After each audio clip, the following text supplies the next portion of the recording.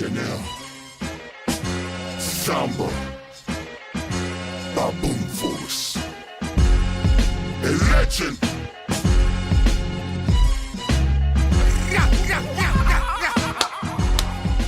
And there it is. What's going on? Nothing much. Right now, I'm in very good spirits. I feel like some things in the universe are lining up for me.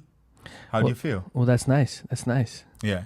I feel like the universe is kind of one thing, and it's more or less indifferent to me and everyone, really. The universe is indifferent. Why do you feel that way?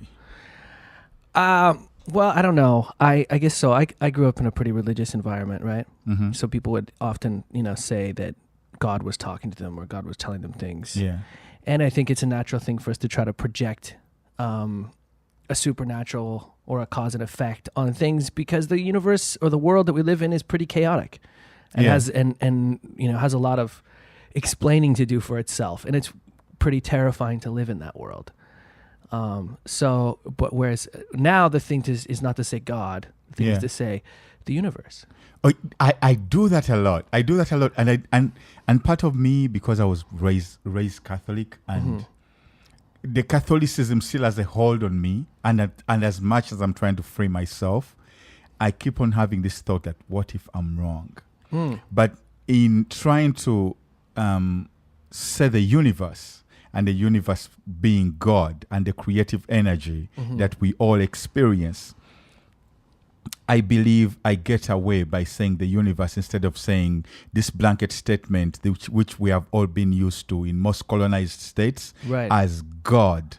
And God is that full stop to everything that all reasoning after that should stop. Right. Whereas when you say the universe, you allow yourself space to say, there's so many things I don't understand yet. There's so many other dimensions to be opened. There's so many other things to experience. Whereas God takes on this assuming, the word God, when you say something is God, it takes on this role of there's no more debate beyond that. We're used to the dogma. We're used to the religious structure or the idea that sort of has limitations and rules. But let me ask you this. Why... when you say the universe, it has that open-ended connotation. Yeah. But it also, you're also assuming things about it when you're saying that, the universe told me something. Yes. That's kind of, you're saying it with the same sort of conviction that someone says, like, God answered my prayer. Yeah. It's inferred. It's an inferred thing. You're choosing to decide that the universe is talking to you. Yes. And it puts you in the same awkward dilemma where you think, that I find people find themselves in when they say. But the beauty you have with when you say God, when people say God, especially in Africa, this really annoys me. I find this really, really annoying. Okay, come on. When I'm trying to have a reasonable debate with somebody, and then they just say, "But the Bible says," but the Bible says, but the Bible says, and they hope that that's a full stop. Right. Yet that should just be a comma or a beginning of discussion, because to me, and how I understand history, the Bible isn't the oldest. It isn't the oldest thing or oldest literature in the Bible. See what it does? Yeah. That's not the point I'm even trying to make, but I'm thinking Bible. Right. I'm thinking the Bible isn't the oldest book. The Bible isn't the oldest story. The Bible isn't about the oldest people. The Bible isn't everything. Right. When you're talking about the Bible, you're talking about a couple of years after. You're talking about thousands of years after humans had already existed. Well, so conservative estimates think that humans as we are now have been around for at least 100,000 years. Maybe as many as 250,000 years. Yes. Right? And that we all originated from sub-Saharan Africa. Yes. East Africa, Uganda, stand up. UG, Wakanda. No. And then people moved, around. So the idea that the only revelation from God came, after most of the people or most of the time where people were hanging out, struggling, a lot of the time dying because of diseases, bacteria infections, mouth infections, all kinds of problems.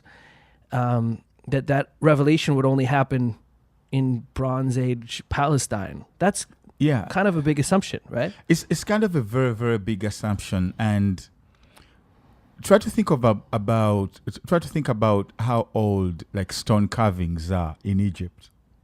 And yet, what now when you ask people about history, let's say dynastic Egypt is 5,000 years old. Mm-hmm. The Sphinx 5,000 years old. Jesus is 2019 years old. That's after Domino, right? Right. That's 2019 years after Jesus died. Mm-hmm. But we are expected to disregard all the other years before Jesus and all that other history and all those other stories, and only consider the New Testament of where Jesus begins impacting the world, which I really find like it cheats the world of history, and it cheats people of. Yeah, and it makes the Middle East this place of great importance. Mm-hmm. Why wouldn't the revelation happen in China, where they could already read? Where there was already advanced civilization for a long time. Who says people in the Middle East weren't reading? There was a mostly illiterate group at that point. There were some but Moses had to that go up to Sinai, and the tablets, God wrote on the tablets, and then gave them the tablets. That means there was already a language that they could read. Maybe only like one person could read it though, right? Only Aaron, his brother Aaron. Well, a lot of religious revelation comes like that, right? Like the Book of Mormon, it's a similar thing where this guy discovers. Mormon is a bunch of horse shit. I think that's a bunch of horse shit. Well, I mean, and people generally would have that reaction to most religions that they don't believe in, but not their own, right? I believe so, like, all Mormons, religion is a bunch of horse shit at this point. Okay, so I'm not just saying that about Mormons. I'm saying that about anything that's called religion. Spirituality, though, that's the Holy Grail. Okay, so explain that to me.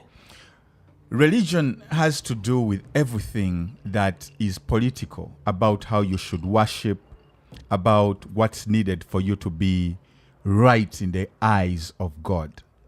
Mm-hmm. Whereas spirituality is the journey to self-realization, and you realizing the God within you. That spirituality and realizing that the God within you is a reflection of the God that's all around us is spirituality. And it doesn't matter what journey you take to get there. Whether you take that journey by worshiping 5 times a day, whether you take that journey by going every Sunday and singing hymns, whether you take that journey by staying quiet in a Buddhist temple, whether you take that journey by believing that trees have souls and there's reincarnation, however you take that journey, as long as the destination is one, you're realizing that there's a godliness within you that's connected to the other God that's bigger. And the whole journey and all the dogma around it is just meant for control. The Roman Catholic Church tries to control Catholics so that the tithe and the money they pay for offertory is stored in Rome. The Church of England tries to control everybody in the Protestant religion so that the tithe and everything they pay is paid to the Church of England. And so on goes on. Like you see Presbyterian churches, they all have a center. So to me, religion is a bunch of horse shit that's about control. Well, and how much money can you get in your corner from people by convincing them that you understand the word better. It's at least very well decorated horseshit. It's a polished stud. It's a very well polished stud. Religion is a well polished stud. So my question for you is, we got into this because you made a declaration about the universe, right? And for me, that's sort of potentially a dangerous declaration, right? And potentially maybe even also a kind of arrogant declaration, right? Because one of the biggest problems with religion is the problem of evil, right? If there is a God that's all powerful, right? How would this God let horrible things happen in the world? Yeah. So, like, for example, it would be pretty arrogant for me to say, oh, I know that God's talking to me and he really helped me through my math exam, right? but he doesn't seem to be helping I people who are dying of starvation. I needed God on that physics exam. He didn't show up. Right. But so I'm able to say that, I can see it happening through my own life because I feel it because I have just convinced myself that I'm important, right? And that God is talking to me all the time. Mm-hmm. But I have to completely dismiss that he's not helping the children who are born with diseases, who die young. Mm-hmm. You know, all the horrible things in the world. The devil does that. Yeah, the devil does that. Or the Lord works in mysterious ways. That's another thing people say, right? Yeah. So getting back to the idea of the universe, right? Yeah. And this kind of declaration, to me, it feels a little bit like a similar declaration. Like there's all this stuff going on, right? Mm-hmm. And we want to make sense of it. So it's nice to you might want to make a declaration that like, the universe is telling me this, right? And it might not be the universe telling me that. Yeah. It might just be an internal feeling you have from yourself. That you have that this is that's what I was talking about. What's talking to you on the inside is your inner God. It's your spirituality telling you that what you're doing is wrong. The argument which I was trying to make earlier about the universe speaking to you and people saying God spoke to me. The difference between those two things is that when you say the universe is speaking to me, that means the possibilities are endless and there's a lot more to discover.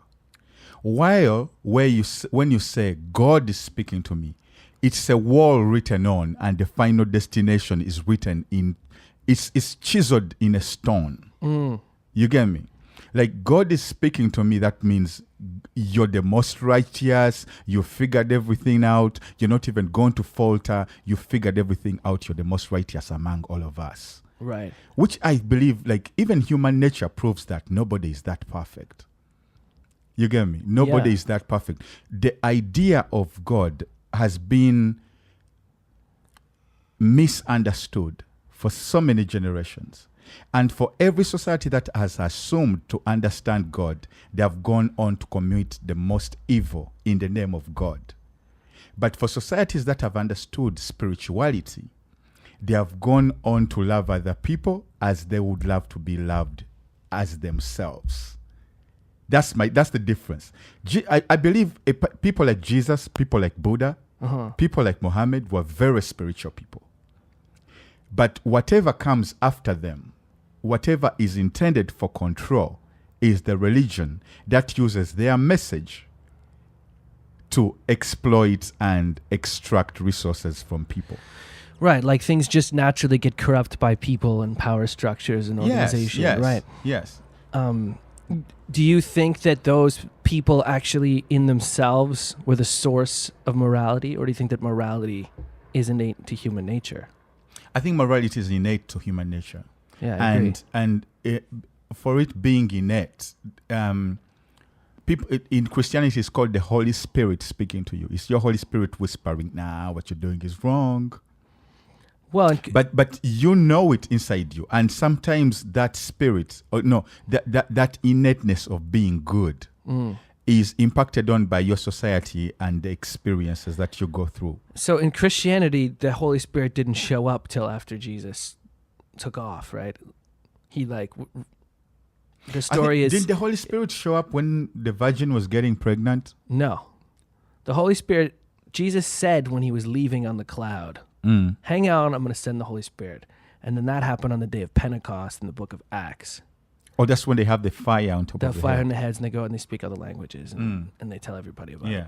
So in that way, I will disagree with you that the word Holy Spirit is not synonymous with the concept of an internal morality. Correct me if I'm wrong, but before he was praying to the Father, the Son, and the Holy Spirit. So what was the Holy Spirit if he only appeared at Pentecost?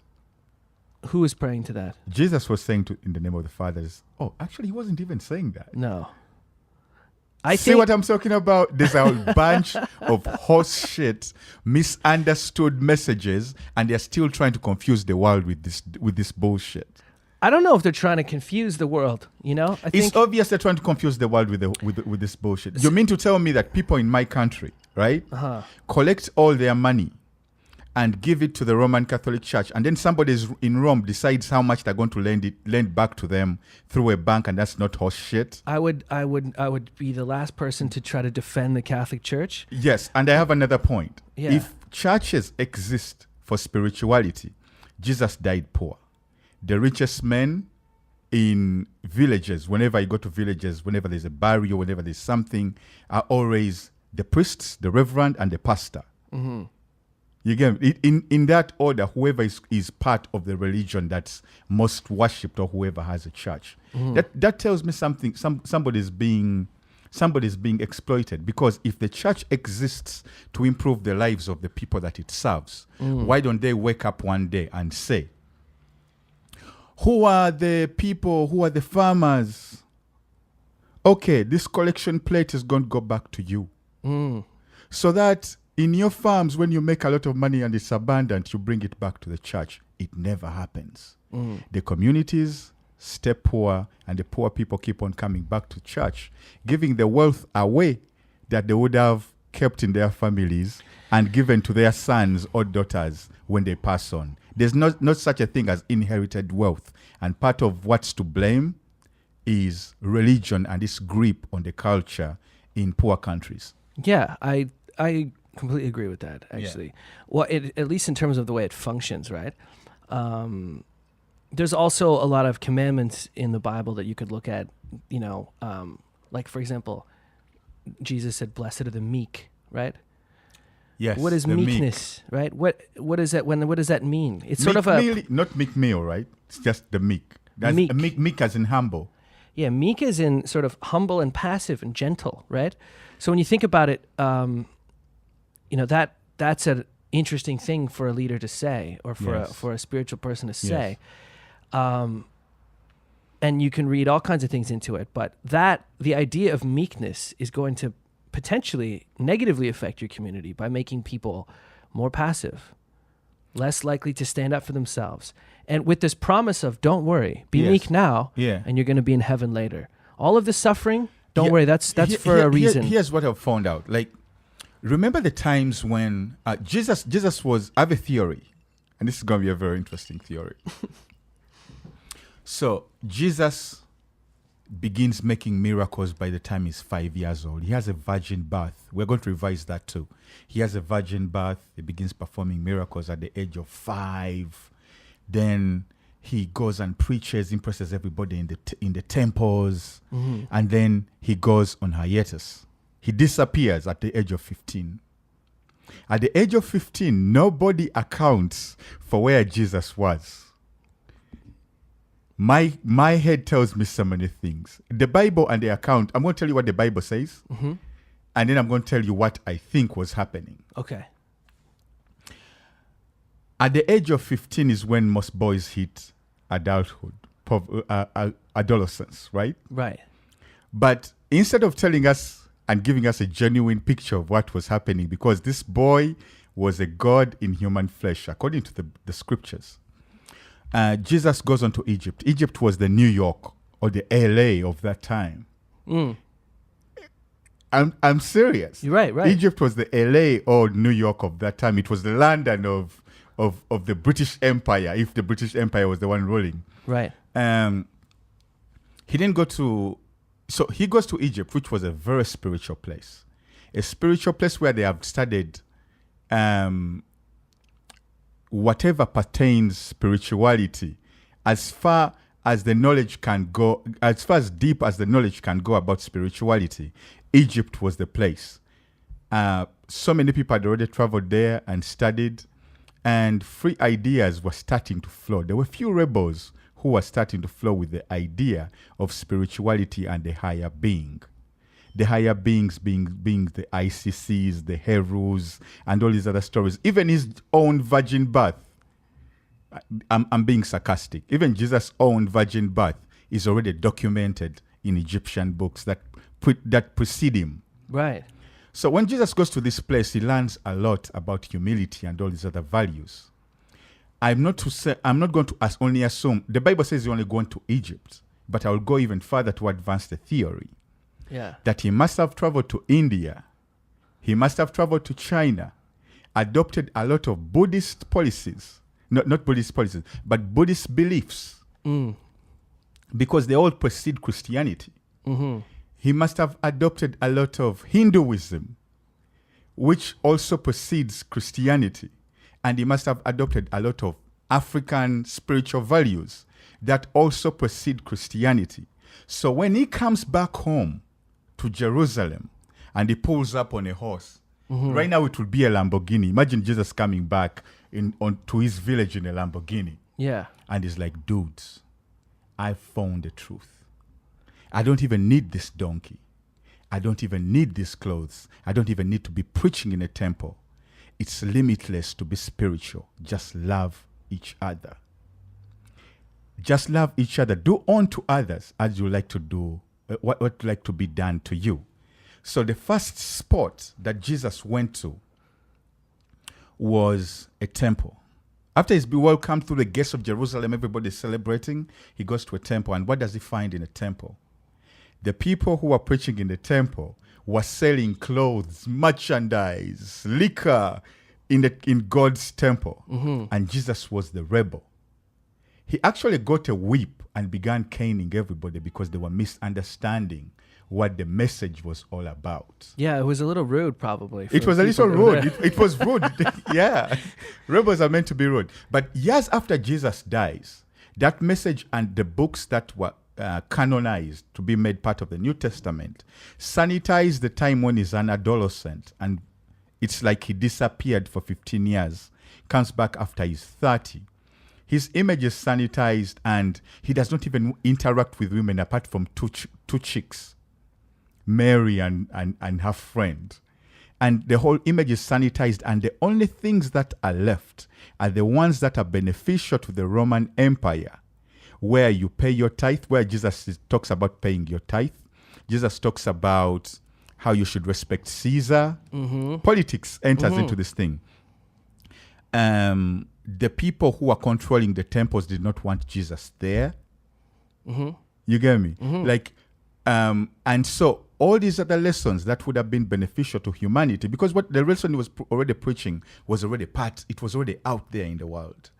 So instead of taking all the lessons in whole, they chose to pick the parts that benefit the politics and the control of the people. And that's where we are right now. Okay, so here's my initial question. There's many questions I have to that. But the first... Cheers, by the way. Cheers. Cheers. The first issue I have with that is it makes sense.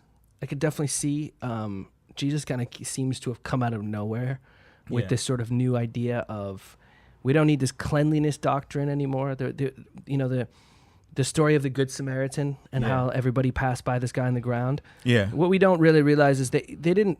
That's LA right now. When that's LA, that's Kampala, that's Mumbai, that's Dubai. Except not whenever even you pass poor people.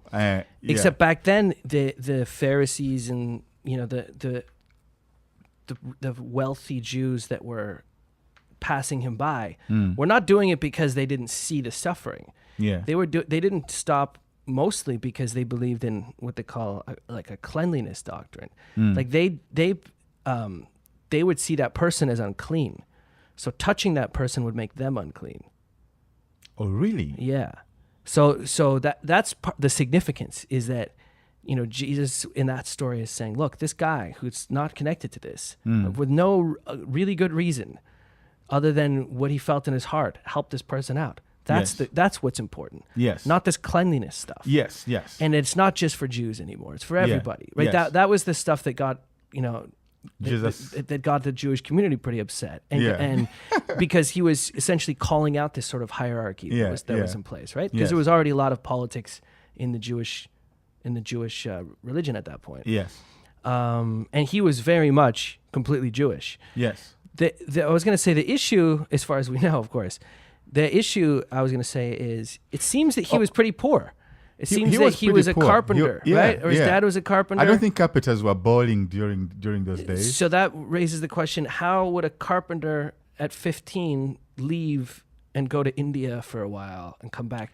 People weren't traveling that much. It was very expensive to travel. Wasn't the excuse that the king wanted to kill all the boys because he had heard that a new savior was being born. I think it happened during Moses and also happened during Jesus, that Jesus was a refugee. He was an immigrant in Egypt. Oh, are you saying that you're questioning whether he had the money to travel? Yeah, I don't think there's any documentation that he even went to Egypt. As far as I know, I never learned that. No, there is. I think it's written somewhere in the Bible. He went into the wilderness for a while. Yeah, right? he went into the wilderness, and there's also a part of him going into the desert. Right. Yes. But that was the desert. The desert yeah, was the we're going to check this one out. Jesus in Egypt. Yes, but yeah, you were saying. Well, yeah. So I'm just saying. There could have. It's difficult to know exactly historically what happened. There's a community of biblical scholars, and they don't all agree, right? Mm-hmm. They sort of take votes on what they think happened and whether it was clearly a historical fact or it was just sort of if it was presumed to be true, because it's a very confusing group of books. Yes. What are we looking here? So right now I'm looking at an article which says the flight into Egypt is a story recounted in the Gospel of Matthew, chapter 2 olulinyiriri 13 paka ku lunyiriri lwa 23. That means chapter 2, the 13th line to the 23rd line. An angel appeared to Joseph in a dream, telling him to flee to Egypt with Mary and the infant Jesus, since King Herod would seek to kill the child. So he was running away. It wasn't like that he had money balling, but it was like, I'm in Syria, I'm in Somalia, but the government wants to take me out. Right. So I must run away to either the UK, run away to the US. Right. Yeah. So I guess that's what happened during that time. But yeah, to me, I look at the whole thing and how much of religion hasn't been revised, and I look at how much money institutions have that should be redistributed back to the communities where the money is collected. Yeah. Black churches collect at least $2 million in Atlanta every Sunday. If that money was invested for over the 20 years that they have been, let me just say 20 years, you would be having black-owned businesses, you'd be having schools, you'd be having people with lawyers, and a league that's fighting for people who are wrongfully convicted. But that never happens. But how are those pastors going to get those private jets? Yeah, someone stands in front of the church and is like, you know what, my jet, I'm even going to buy a second. I saw a clip which really annoyed me. And I was like, I can never be part of that bullshit again.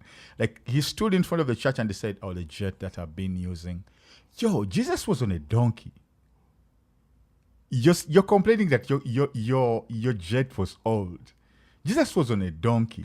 And they're like, this is the gospel of prosperity. There was no such thing like that. Be meek, be humble. But you got to take it in historical context, right? Yeah. Like, I don't know, maybe the donkey was that was balling back That was then. a jet? I mean, he didn't come in on a chariot, but maybe that donkey was a nice, maybe that was like a vintage BMW. Like Jesus's pull up was on a donkey. Other people were pulling up on horses and camels. Yeah, it's but they're like, whoa, that's a throwback, retro. Now you're talking about horsepower. I have donkey power, dog. Ladies and gentlemen, this is the Zambaland podcast, and I'm with Ben Wilkins. My name is GNL Zamba. I'm riffing with my very good friend of mine here. We have so many interesting discussions that we have been having over the years. And starting this podcast is one of those ideas which we can, one of those places or platforms where we can begin sharing the ideas that we have and the crazy discussions that we have. We want you to hit us in the inboxes. We want you to drop us mail and tell us about topics that you'd like us to discuss.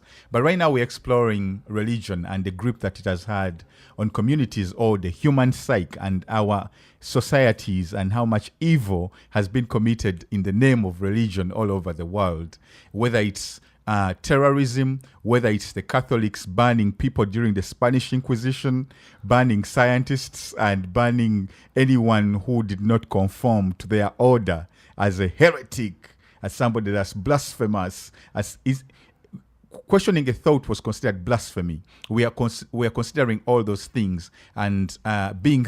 I consider myself a free thinker. Do you consider yourself a free thinker? Yeah, I'd like to think so. Yeah. So considering ourselves as free thinkers, this is the platform, the Zambaland podcast, where we're going to be discussing all the ideas without fear or favor or compromise, by giving it to you straight. Yeah, and also realizing that whatever I happen to think today, it might not be what I think tomorrow. People no longer think for themselves today. People are afraid of being wrong, right? The feeling of being wrong is like associated with the sense of shame. So people either won't state their opinion, or they'll take their own opinion so seriously that they'll feel like if they're wrong, that somehow makes them wrong on everything else too, and the world crumbles. Yes. You know? So recently, let me share a personal story.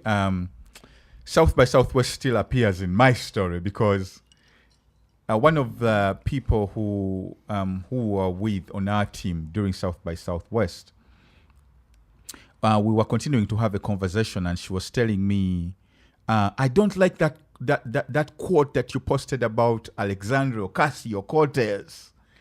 She's a bitch.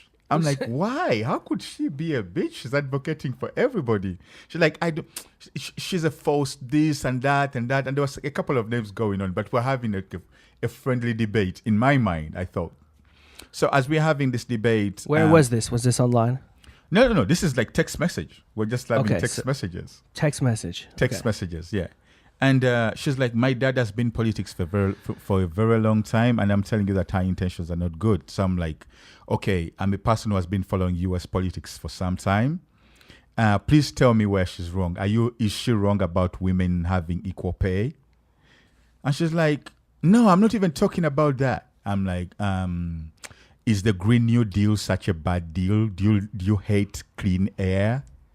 She's like, no, and it's not even about that. I'm like, so what is it really about? Like, all you men just love her because you just want to send her. She's cute. You get me? And I'm realizing that my friend is a very intelligent friend, but probably she watches a lot of Fox News or probably watches a lot of mainstream media, that when they begin coloring somebody bad, it's hard to see that they're fighting for you. Right. Yeah.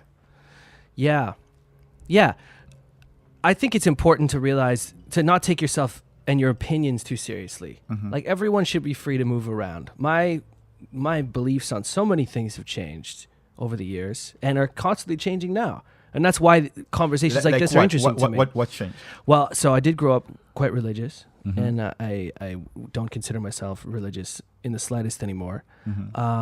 I've my own ideas of politics has changed. I probably grew up being a little bit more on the right, and then I've swung super left. Yes. And now I'm kind of some sort of mishmash of. You were Bernie Sanders supporter in the last elections. I remember you being one of the people who was. Well, it seemed to me at the time Bernie was talking What sense. made you have that shift? So I had a few shifts. What made you have that shift from the alt-right to Bernie Sanders? Okay, so I'm playing with you. Yeah, I was never in the alt-right. Yeah, I know. But what do they say? What are they calling everybody now? Alt-right adjacent? It's like a word. I haven't had that term yet. That's a word that gets thrown out a lot if someone is like agrees with anything that anyone on the right says, or if you don't totally follow a specific agenda on the left, then you could be considered alt-right adjacent. Whatever that is. The beauty with America when you're an immigrant, like I came into America as an adult. You get me? Yeah. I've observed America through a very, very different lens than I think so many people have. Sure. Like I've looked at world politics. I've looked at the politics coming from a banana republic. It is a banana republic after all. Yeah. Coming from like Africa and observing the politics in Africa and observing the politics of Europe, because I've been in Europe as well briefly, and observing like how revolutions and political movements have been moving like in South America, and then also now looking at the US. The US is a whole different animal. It's a whole different animal that to some people sense does not even make sense. Well, it's sort of like 50 countries, right? It's like 50 countries trying to agree on one issue. Right. And part of the population is being gaslighted. You know that term gaslighting? Yeah. Why don't you explain it? Let me explain gaslighting. Gaslighting is where somebody manipulates you into thinking that you are not sane and the things that you don't believe are right. You begin questioning your own sanity. It like comes somebody from this tells film. you a lie. Yeah, somebody says a lie, which is a blatant lie. And then everything that follows after that, you're questioning whether they're saying the truth or something wrong. And then it comes to, they shake the very core of what you believe, and you're just left as just like plankton on water. So it comes from a movie, right? I think the movie is actually called Gaslight. It's an old film. Yes, 1944. Right. Yeah. And it's this guy does it to his wife, where he basically convinces her that she's crazy so he can manipulate her. Yeah. And she always sees the gaslight on outside. And she says, hey, turn off the gaslight. And he says, knowing that he turned it on, Yes. he says, it's not on.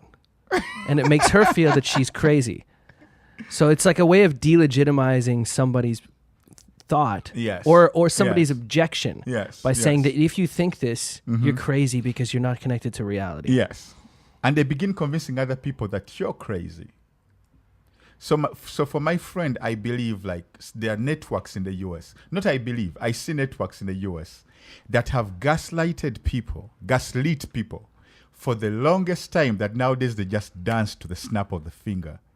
Yeah. Like they no longer form any private thought, any thought of them for themselves. They just say the Mexicans are all evil. They're coming to rape your women, and everybody's like, yes, everybody's coming to rape your women. And then they say, the war on drugs, no good person smokes marijuana. Yes, everybody that smokes marijuana is bad. Like there's no more independent thought. That's how I look at it. Well, it's difficult to think independently. It's Yeah. a lot of work, and a lot of times, if you're a conscious being, and you're aware of your own mortality and the fragility of your life, and you want maybe some guarantees. If somebody comes along and says, hey, if you do this and this, you know how you're afraid of dying? Don't worry, you're going to get to go to heaven. And you know how you're afraid about how your life doesn't have any purpose, and you want to know what the purpose is? Don't worry, we got your purpose too. Yes. And you know how you're worried about you need a need for community and friends? Oh, we got those for you as well. Yeah, It's yeah. such a good package. It's such a nicer Like thing you to are assured accept. of heaven even as a terrible person because you're fighting for something. Like, Well, if somebody tells you the answers and says that they've got you under control, and then they also pad it with, dealing with existential dread or dealing with some deep fears that you have, it's pretty attractive. It makes a lot of people say, hey, that's cool because, I was just trying to do some shopping today. I didn't really want to have to deal with contemplating my own mortality or the purpose of my life. I kind of just wanted to make a salad. I have a question for you. Yeah. What's more effective, appealing to people's fears or appealing to people's spirits and dreams and aspirations?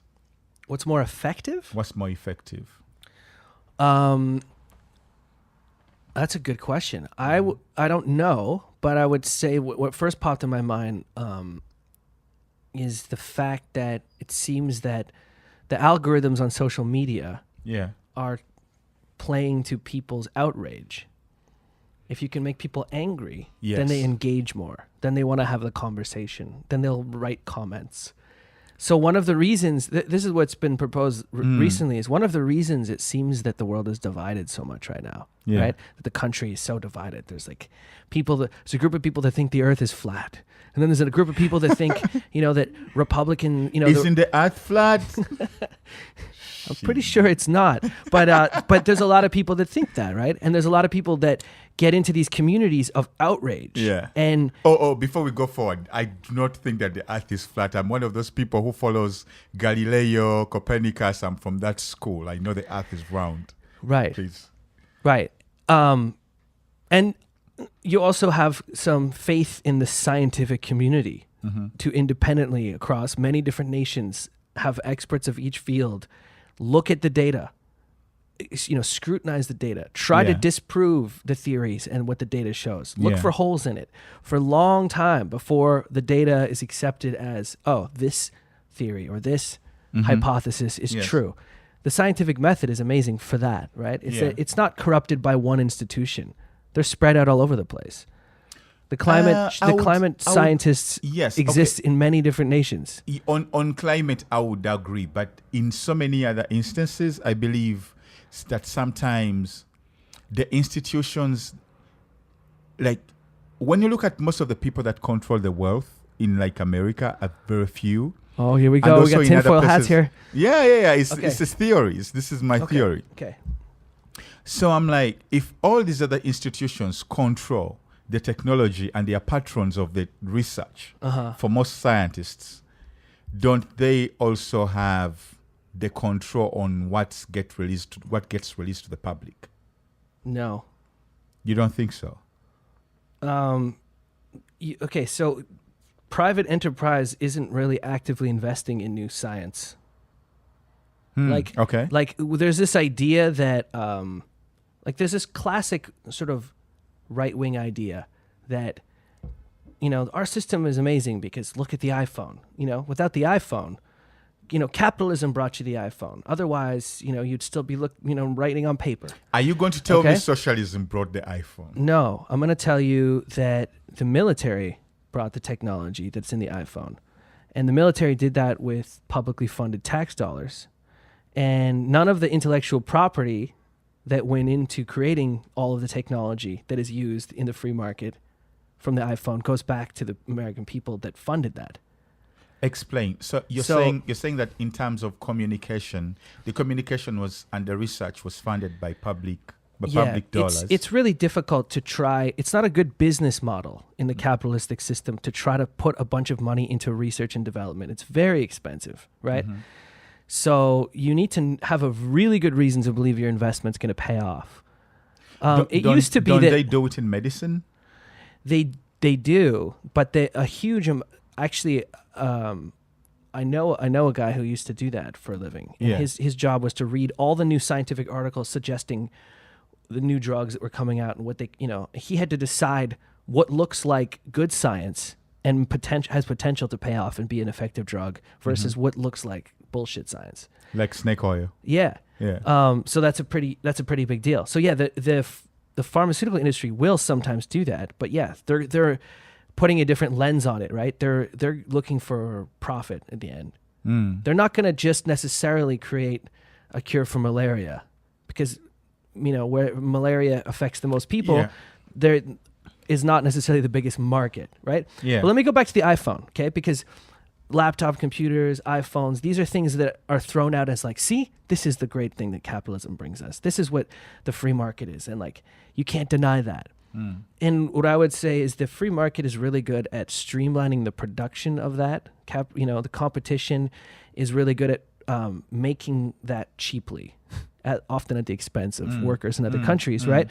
But the actual technology that is being exploited. So basically what you're saying, sorry for cutting you off. So basically what you're saying is the technology that sent the astronauts to the moon is what SpaceX and Elon Musk are exploiting to do it cheaper to send people to the moon and return with a rocket. Yeah, I'm going to say every significant piece of new technology we have is the result, the majority, let's say, the vast majority, maybe even all, is the result of giant government spending in the military. So the military is also this sort of right-wing thing, right? The people on the right are totally happy to spend money on the military, but not happy to spend money on social programs. On starving kids. Yeah. But when you think about it, that's a giant social works program. If the military has a huge amount of money to spend trying to develop new technology, that eventually does benefit everybody. Yeah. Right? And part of the problem right now is that the American people should be getting a royalty on every iPhone sale. Because their tax dollars invested in the intellectual property. And iPhone just made $1 trillion. Was it in 2018? Yeah. They passed the $1 trillion mark Yeah. in profits. Yeah, where their company valuation is $1 trillion, I believe. Yeah. So you're saying that there should be a dividend for every American citizen? 100%, because that money was spent on American tax dollars to the military that developed that technology. Interesting. In any other free market situation, there would be a royalty for the development of that. There would be a patent on that would come back to the... And doesn't a military technology fall under things that are created and they fall into public domain where anybody can use it? Is it like music? Where if I invent a pulley that works a certain way and the years go by and its copyright runs out, somebody else can develop a better pulley of I don't know. my technology? I don't actually know the logistics of that. But the U.S. government invented, or the U.S. military invented the internet. And that's a great thing for the world, right? Yeah. I don't know whether every ISP has to pay a royalty to the United States military or to the government to pay them back for this technology. Yeah. That would be logical. That there would be, that everyone using this technology would or every sale of this new technology, let's say, would go back to benefit the funders. I see a catch-22 there. What's that? Because internet is all about sharing information. And isn't the US law about guarding the free movement of information, something like that? Yeah, but you're not charging for the information. You're charging for the implementation of the technology, right? Okay. Like if you're gonna fund the invention of a new machine, but then let private companies give you that service. Yes. Like it's like, why are the cell phone companies and the cable companies monopolies? There's like a few companies that are allowed to make those things, right? Here's something. I have another theory. There's this TV show that I watch which is very interesting. Yeah. And it's the guy from Homeland. It was called Brody in Homeland. Died around season 1. I don't know if you followed that. But now he has a show called Billions. And Billions is a show about Wall Street and the inner workings of Wall Street and how all the characters operate. And one of the moves that one of the biggest guys has used on who used to be his prodigy right now, his nemesis, is to hijack the technology that they were working on and confiscate it for national security. He used the government and the people that he had in his circle to capture technology. From what I understand, the technology that is the internet was developed freely by somebody that was private, and the government took it over. Because there are so many things that if I developed the most efficient, if I had the technology of the most efficient weapon, it might not be a weapon in my eyes. It might be something that's going to power, 20 blocks using blah, blah, blah. But if the technology is that good and the Pentagon picked wind of it, they have every right to come and say in the interest of national security, this should not be in the hands of the private people. So we are taking it over, and they have a right to do that. Like in in the movie E.T. That's what happened in E.T.? Yeah, the guys. I haven't watched E.T. Oh, I know E.T. I recognize E.T. and he has four digits, right? 4 fingers, right? Yeah. Yeah, and one of them lights up. Yeah, it's something like that. But I've never watched E.T. Well, it's like the movie Super 8 or even Stranger Things. The idea is like once there's like sort of this new stuff, the government wants to swoop in to control it and keep it restricted, and classified. Yeah, I feel like there's something that's really fun about conspiracy theories. Like it's fun to think that you're onto something, that you figured out, like that there's secrets that the government's selling and you know what they are. But a lot of them, when you look at them more closely, they fall apart pretty quickly. Okay, Mythbusters. This is the section on the Zambaland podcast where we talk about... Ben is about to bust some myths that we have always thought were real. Give me an example of a conspiracy theory that you believe is not true and has been myth-busted. Name a conspiracy theory. Like whether or not Hillary Clinton is a lizard person. Like that's some bullshit that I was telling you about. There's some bullshit that's propagated by the right media. But let's argue about the moon landing, probably. Okay. Yeah, tell me about the moon landing. What do you want to know? We America. Is that a landed- myth? Was it real? It was real. Okay. 100%. It was real. What makes you so sure? I'm playing devil's There's advocate been here. there's been a lot of great ones with that, right? Because the conspiracy theory is built on essentially most conspiracy theories. I think are built on first trying to give you a reason why they would lie, right? Yeah. So the fact that like JFK was like, we're gonna do it. We're going to do it before 1970. They had this like extra reason to do it. But then Yes. they maybe also, if they couldn't do it, had a reason to pretend they did it. Okay, so Yes. that immediately makes you be like, okay, so I already am not sure I trust the government. Yes. And then also now they have a motive to lie. Yes. So it's not a very small step now to be like, I think they lied. I think they right? lied. Yes. Okay. So that's how they hook you in first with the whole idea. I've heard a few Are you talking about the amazing. conspiracy theories on YouTube, or are you talking about like real shit? Like you're dissecting the real shit. Well, I'm talking about whatever it is. You go down any conspiracy rabbit hole, Yeah. whether you want to read someone's blog or hear someone talk about it on YouTube. Usually, there's not a whole level of scholarly difference between those two things. Okay. Which is another reason why there's not a whole lot of scientific attention that goes to it, yeah, because it's yeah. just sort of some crackpot who's like, I'm telling you, man, the government's lying to us all. Yeah. So, with the moon landing, there's a really great video that debunks it. That explains how it would have been harder based on the video technology they had at the time to fake it. the Yeah. video Yeah. than it would have been to actually go to the moon Yeah. because of how good the rocket technology was. Okay. Technologically, everything that they did. Everything that they did works Yeah. and makes sense. Yeah. All of the math makes sense. Yeah. All of the, and then there's also just like the straight up. What's the law where the most logical explanation or the simplest explanation is usually the best one? Yeah. It would have. Think about how many people would have had to be involved in the lie. Like that's the biggest problem with most conspiracy theories. Is that what do they say is? Yeah. I remember. only way I to- remember somebody convincing me. There's a conspiracy theory that I had convinced myself was true. What's that? But then they convinced me that think about how many people had to be a part of it and how hard it is to keep a secret Yeah. that big. Like, What do they say? The only way to keep a secret between three people Is is to if kill two one of them of are them? dead.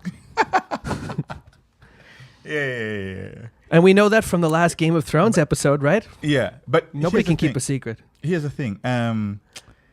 I love conspiracy theories. I watch them for entertainment, but I also watch them for the curiosity. Like, I'm one of those people who's not sold on You're skeptical. I'm very skeptical. Like, I need all the information before I can make up my mind. Right. And also because our history as the world has proven that there have been times in the world where some things have been settled and it's settled science, right? Right. There was a time when people believed you walk to the end of the earth and then you fall off. That is being even revived right now, that the earth is flat. Did anyone actually ever believe that? People That you fall off the edge? people actually believe that. They believe that you move towards the sun and even go darker. You get me? Like, there's some truth to that most of the people, like by the equator, are darker because they need the melanin to protect them from this from the sun. But they assume that was because the earth was flat. There was a time when people believed that it was the earth, that it was the sun going around the earth. Right. You get me? And it was science, and people died over this shit. There were people who were crucified and burned over this shit for trying to dispute that. They were called crazy men Yeah. for trying to say that the sun was steel and it was the earth that went around it, until a man got an orange, put something through it, and rotated the candle and showed that this is day, this would be night. Right. Holding a candle still while rotating the orange. But to so many people, it had already been proven science, and you were crazy because we see it moving. Are you fucking crazy? We saw it start there, and then it went over there. So I apply the same theory when it comes to everything that I hear in the news, everything that I hear in the world. It's everything. But it's like you. If my mother told me, if somebody told me my mother was a virgin, I would consider it.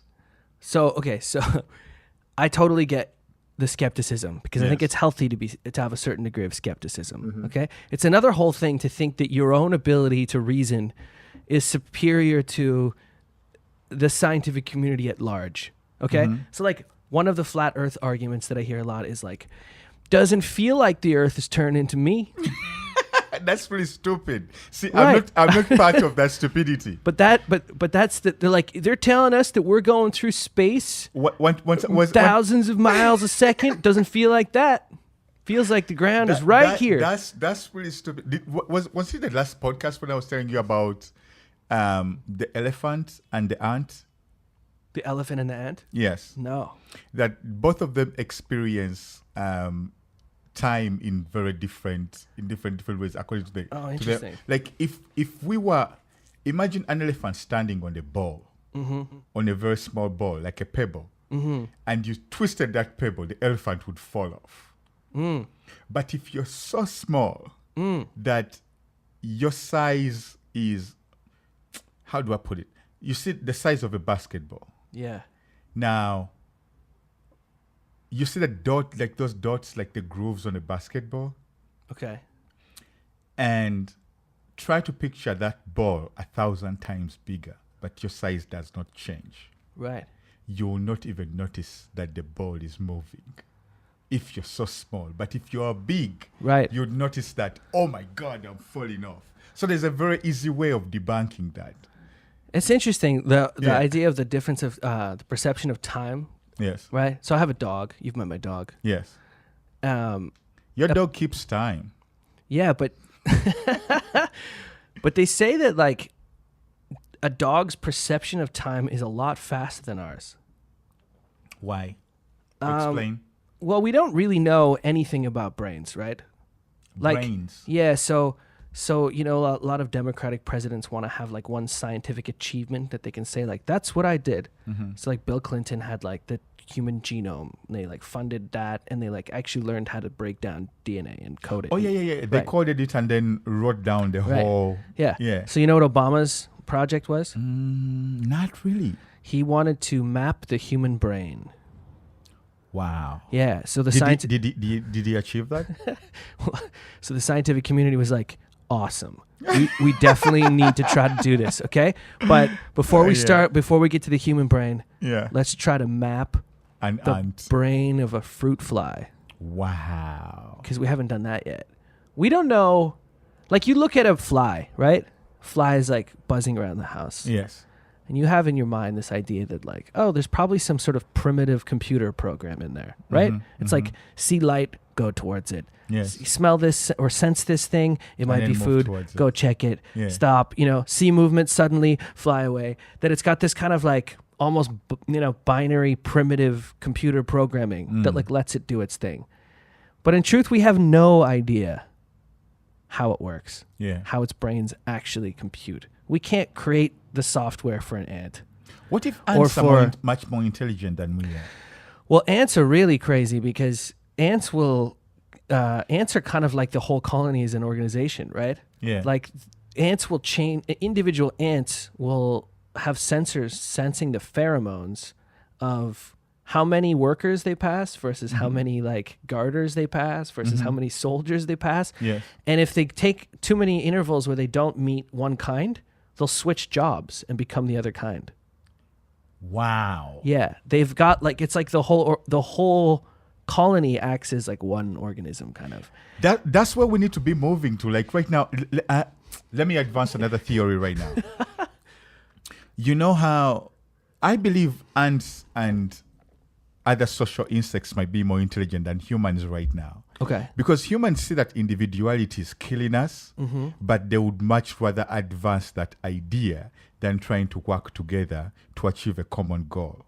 Everybody wants clean air, clean food, healthy food. But right now, the individuality and the profit that comes out of benefiting from advancing the individuality and the gain is destroying everybody. In that regard, I would say ants are smarter. And in another sense, Do you remember the stories about? Have you seen it? Hang on, before that. Hold on. Do you remember the story of when giants would see a fly on their nose and then they would apply a hammer? Mm-hmm. That's what we have become right now. Like the Bugs Bunny giant. Yeah, most giants are stupid. They're really strong, Right. but they are really stupid. But when you look at ants and what you've just explained to me, that when you see a need in the community, you occupy that space. Have you ever seen those videos of the ant death spiral? No. So it's like this is like something weird that happens with the colonies sometimes, where they're communicating with pheromones, right? Like smells. So they like release chemicals that say, "Oh, come this way. There's food this way," and that's how they make those trails. We have pheromones too, right? Yeah, we do. Okay. Ours are for sex, right? Ours are for all kinds of things, but yes, definitely that's a big part of it. Sex is one of them. I'm sending my pheromones out there to all the chicks who are watching. So ants will sometimes get their pheromones confused, and it will create a giant, like it'll basically make them follow themselves around in a circle, and slowly every single ant from the colony will come out and march around in this circle until they run out of energy and they all die. Why would they move? Why would they do that? It's a mistake. Is it protecting a ring? There's something in the middle. There's no logical explanation. It seems like it's a malfunction of their the communication in their colony. Like they somehow just start reinforcing this trail, and everyone gets attracted to it. And the more people that are doing it, the more important it becomes. Mm-hmm. And then every single member of the colony just comes out and they march around in a circle until they're all dead. I can draw another thing. Maybe they're trying to follow how the universe spins. Or maybe they're trying to, it's the same thing that we are going through, that everybody wants to gravitate to one single idea, and once you're not part of that idea, even if it's killing everybody, you're mad, you're an outcast. But why does it have to be a sign from the universe? Why can't it just be like a meaningless mistake? I believe everything has like a bigger purpose. I think everything has a bigger. One of the things that convinces me that I'm not one of those people who believes that there's no higher power. Maybe I didn't point that out. I believe there's a higher power. Well, you definitely described at the beginning of this that the universe is talking to you. Exactly. I believe that there is a higher. I didn't say the universe was talking to me, but I believe that there is a higher power. But that higher power is that the definition that has been given to that higher power has been one that explains it and leaves no space for wonder. That's what I'm against. But I believe that there's a higher power. The higher power to me is that there's a reason your nose is not on your foot. It's not a mistake. Okay. So there's a reason there is a grand design. Just like a house has an architect, it has a roof. There's a reason your genes are assembled to give us this that we see with our eyes right now. Okay, but in further examining of the design, our teeth are pretty poorly evolved. Our ancestors were dying of teeth infections all the time. Our spines aren't even completely evolved to be upright yet. Almost everybody has back problems, and if you don't have them, you'll get them eventually. I have a few. Right? Yeah. So the idea of it's all perfect. It's like, no, people die from appendix problems. We're not even supposed to have that. It serves no purpose. You better stop chewing that millet. So here's my question. My response to that is, what would make the world less wonderful, less mysterious, less beautiful if it didn't have a grand design? If it was just this outrageously rare, so you're just saying that beautiful accident. It's just a ball floating in the air. I'm saying all we know is that based on the data, that the universe came into existence about 13 billion years ago. Let me tell you something. 13 billion years ago, the universe came into existence. Yeah. But for as old as the time that we have been able to storytell, there has always been a sense or something that has always driven humankind to want better. And if you ever study Egyptology or alchemy, there is a part there are two eyes, right? There's the eye of the left and there's the eye of the right. One is red, one is blue. One of them, all of them like denote senses on the human body, because the Egyptians believed that your body and your soul was a map to whatever is in the sky. Like your dimensions are proportional to whatever energy that you have, that you're projecting to the sky. And that there's a part of you, their obsession was trying to build a pyramid that was perfect, but they ended up building pieces that were almost like fractal. Think shit that was almost like fractal, where something leads to another and there's another dimension, there's another. I need to find a better explanation for this, but when they drew the eye, everything coordinated and it's and the fractions coordinated according to a certain sense. But there was always a degree of something that was called the imperfect piece. The imperfect piece is that bit of you that keeps you wandering and chasing something. Because without that, you just leave the world. The world would be a bore. And you'd actually die of boredom if you have nothing to aspire to.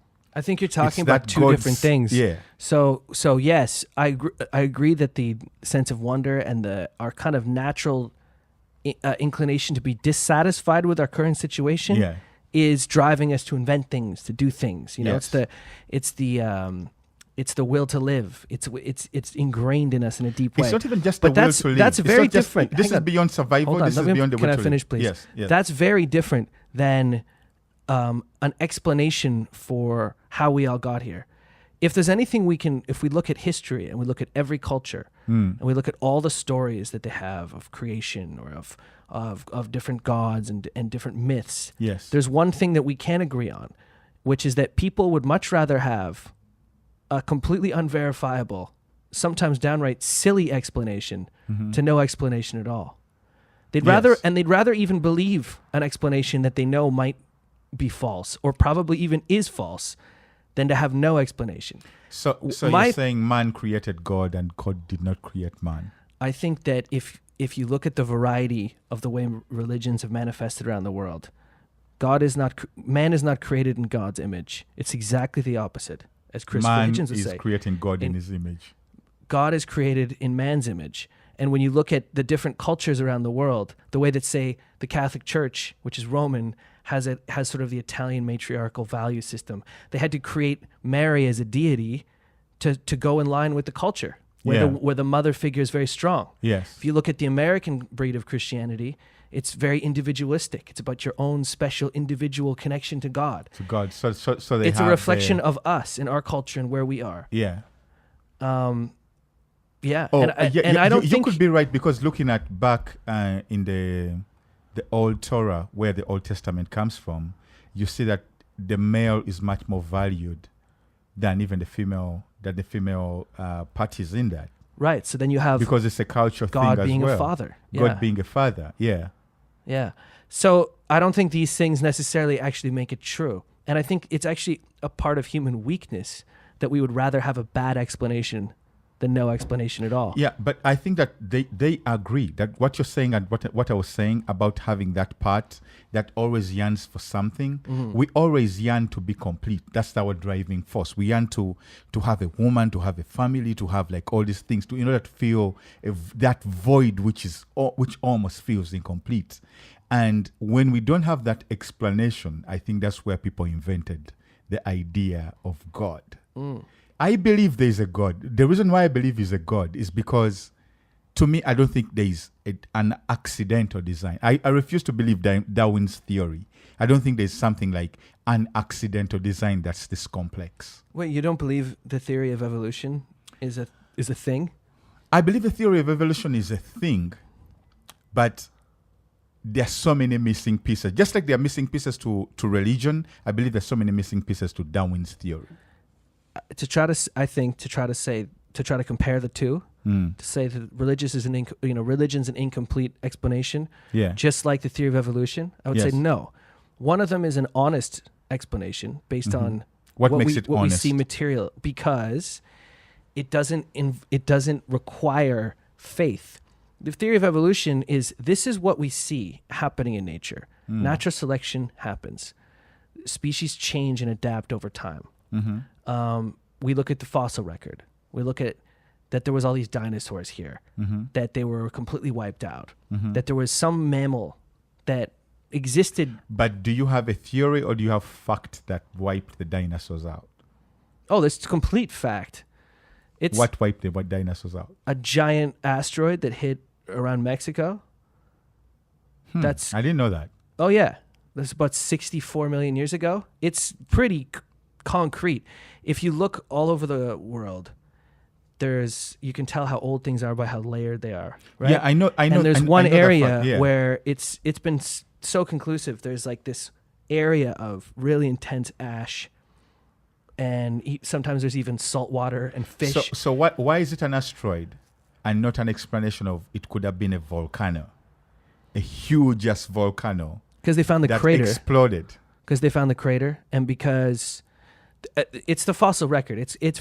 It's very. They think now. Not only do they know when that happened, but they think they know that happened between July and June and July, based Is on that accurate? based on the flowers that were in season at that time. Because a lot of this is preserved in the fossil records, right? Yeah. All the dinosaurs exist under this layer of ash that's there.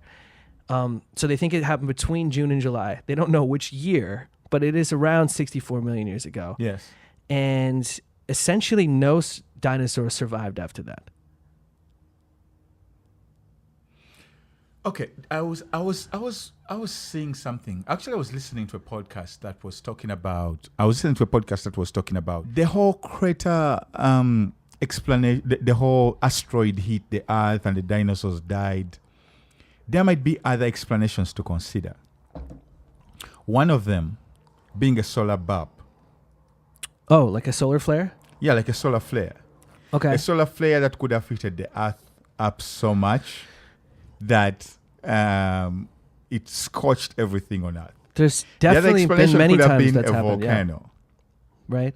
Another explanation could have been, when the volcano exploded, there was this cloud of earth, and the earth was blanketed off from the sun, so shit froze. Right. And when shit freezes and the dust settles, finally, it's going to look like something came from above and then hit the earth. But the ash, like you said, that there's ash over all these other layers. That means that the dust must have settled from above.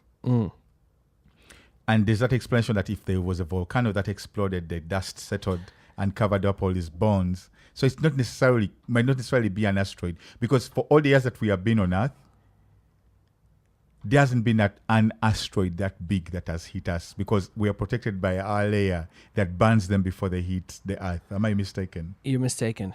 There's been pretty large chunks of things that have hit. Nothing that devastating, but just because it hasn't happened since we've been here doesn't mean that it doesn't happen on that time frame. We're talking about 64 million years ago. I'll Right? consider that.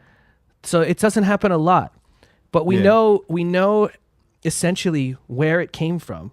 We know what it was mostly made of, because that's also spread around the world on that layer. We know about, based on the diameter of the crater, how large it would have been, how far into the earth it would have gone, how much heat would have gone into the atmosphere and spread out all over the place. There's places in, I think there's a new dig site that's in Idaho or something, and they're not sure, but they think they have such a clear timeline where they've got what happened in that first 3 hours of that happening, including a tidal wave that would have hit them from the ocean. So like if a 6 mile wide asteroid hits the earth, it's going to create such an insane amount of devastation. You can't even imagine. Would it knock us off our axis? Knock us off our asses? Axis. Off our axis? Maybe. Is my accent that bad? Did I say asses? Maybe. I said axis. A-X-I-S. I don't know. It probably would nudge us a bit. I don't know. I don't have the calculation. That's a very interesting theory to consider. That's the beauty of science to me, that there's always a sense of wonder, that there's always something to learn. There's always something new. It's never ending, but it's also honest, right? It's also, but that's the it's thing. also not. That's the thing. Right now, the problem that I have with science is that right now, science is taking on a very arrogant stance of we have understood everything.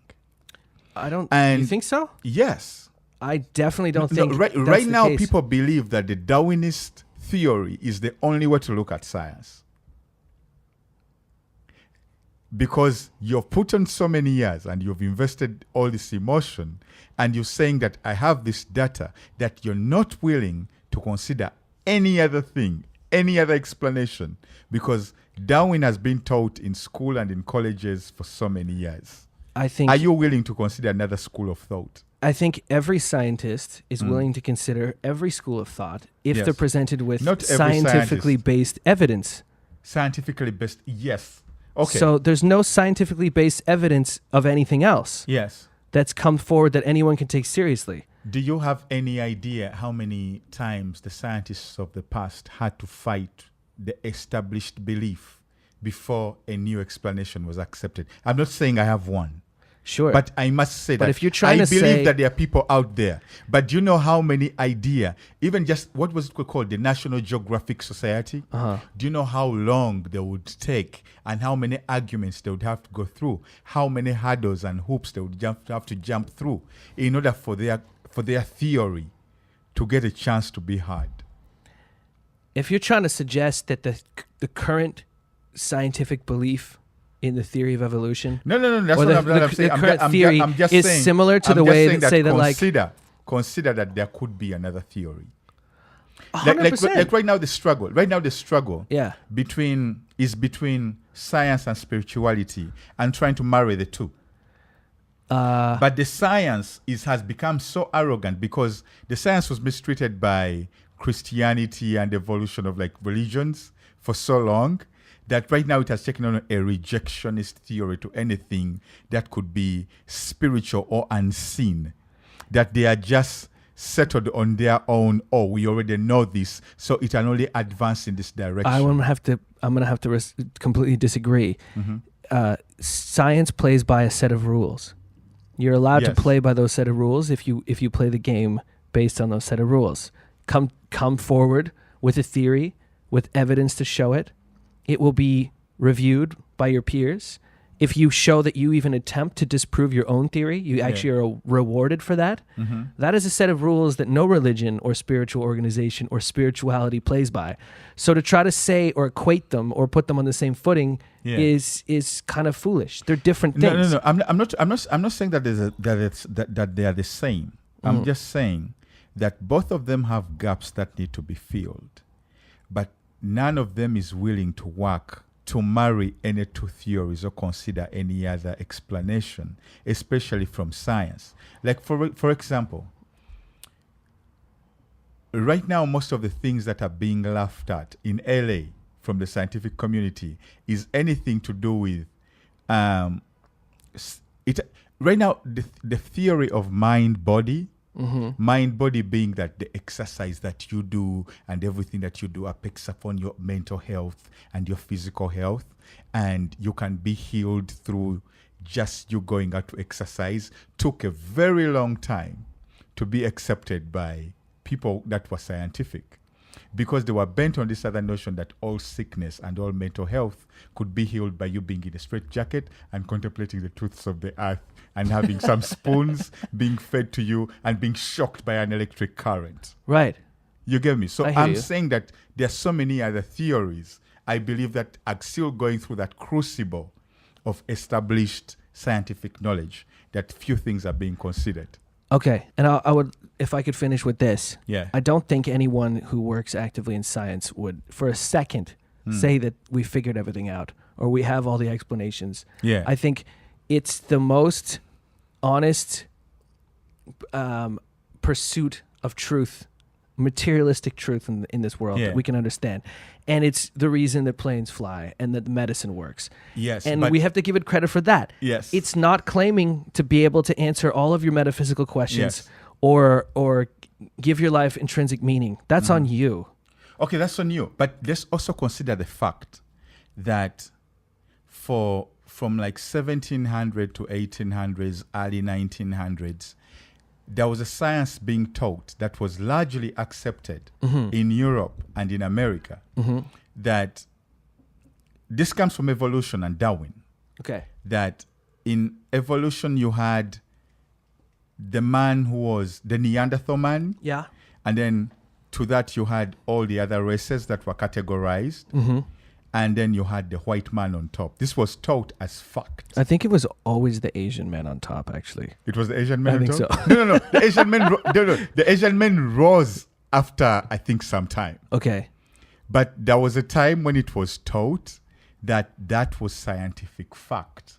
And to me, that's another example that justifies that not all the science has been settled yet. Well, and at that time, they did not understand genetics. They didn't understand that we all come from Africa. They presumed to. They presumed to. And the patrons who were funding the science all agreed. It wasn't just one book. It was several books. It wasn't just one university.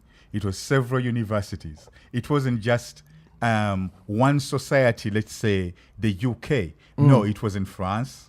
It was in Turkey. Right. It was in Russia. Sure. It was in the US. And this was agreed science. That science is not infallible to racism. It's not infallible to its creativity, and the limits of where it can go can be limited by its patrons. There you go. You get me? Yeah. Like, there are so many things that so far we still have to consider for the science to be settled. We only ask that gap is still left open to question and ridicule. And I like the explanation that you gave, that you advance your theory, build a model to prove it, and try to disprove it. And if it holds water, then that's what we take as something that stands. But even that pure substance that you produced is still subject to more examination. 100%. 100%. Ladies and gentlemen, it's the Zambaland podcast. Ben Wilkins, GNL Zamba. Hit us up. Hit us up with your feedback. With your if you got feedback, questions, if you have things to say, if we said something that got you thinking, that Yes. you want to get involved in the conversation, we're here to talk to you. Yes, like we began this whole interview or this whole podcast talking about God being a settled entity that doesn't need any question because all the answers have been answered. But then spirituality being that thing that allows infinite wisdom. You get me? Yeah. You can look at it in so many different ways and still arrive at it.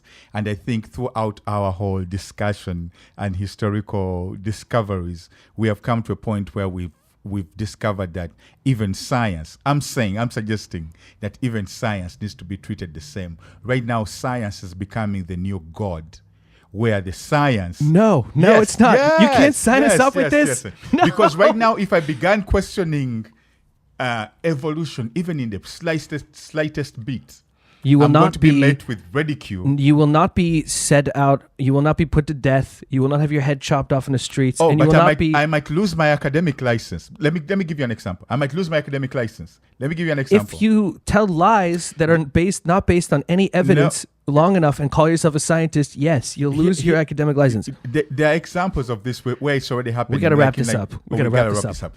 Okay, last explanation. In Ivy League universities, I've been watching podcasts and reading so much material about Egyptology because that's a subject which I'm really passionate about. And there's this guy who has a theory about the solar bulb, and he talks about the wither on the Sphinx not being as a result of a flood or rain, but it could be the sky, and it could be a solar bulb.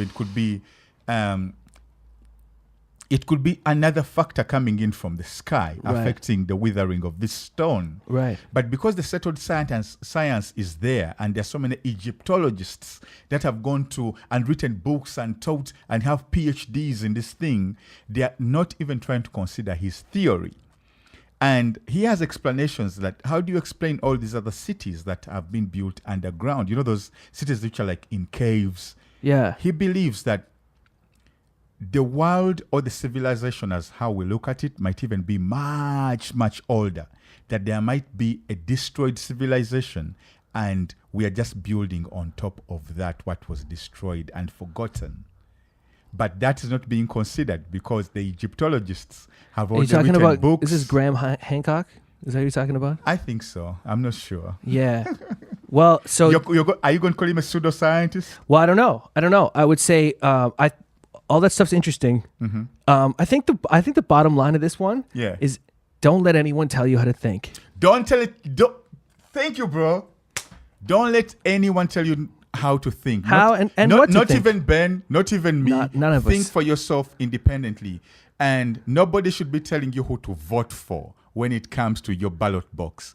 No matter how many candidates there are, go into the ballot box and decide after hearing the sound arguments that apply to you. Don't follow all the polls. Follow what you feel, do your own research, and then triangulate all the knowledge from the books to the media to what you feel from your local communities and make an informed decision. Nothing is immune to being questioned, whether God, whether spirituality, whether science, whether the politics and the news and the media. It's the Zambaland podcast with Ben Wilkins and GNL Zamba. What you going to say? That's it. I think you wrapped it up beautifully. That's it. Thank you All very right. much, See you ladies and next week. gentlemen. See you next week. Zamba. BABOON.